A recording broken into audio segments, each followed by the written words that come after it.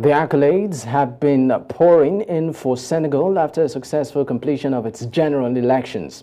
Are there lessons that Nigeria and other African nations can learn from this and perhaps strengthen their electoral processes? Well, let's find out. Now, joining me on the news via Zoom is the President ready to lead Africa. God bless Otubere. God bless. Thank you for your time. Thank you for having me. All right. Now, great. Now, let's talk about specific aspects of the Senegalese general elections and the processes that contributed to its success. How can these be implemented and adapted by Nigeria and other African nations to strengthen their own electoral processes? Well, I mean, the things and the variables that have led to what we now have in Senegal, it's not a one bullet or a one-dimensional approach variable.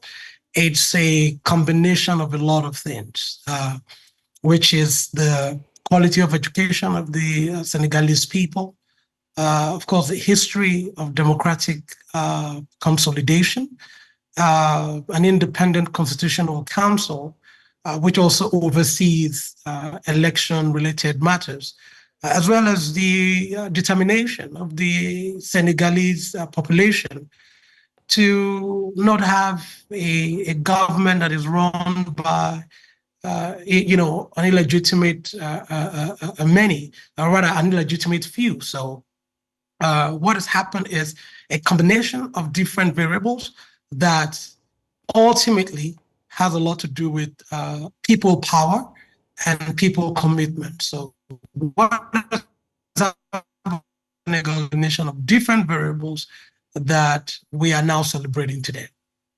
Now, in what ways will you say Senegal managed to ensure transparency, inclusivity, and also credibility in its recent polls? And how can these practices be replicated, across many African countries, particularly what we are beginning to see in some parts of Africa where there is a power grab and military takeover?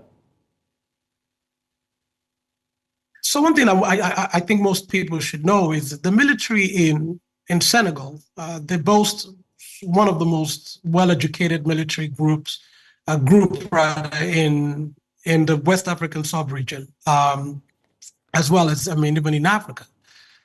For them, the military is designed to protect the republic and not protect the regime. It's not regime protection. It's about the republic. So what you find is it's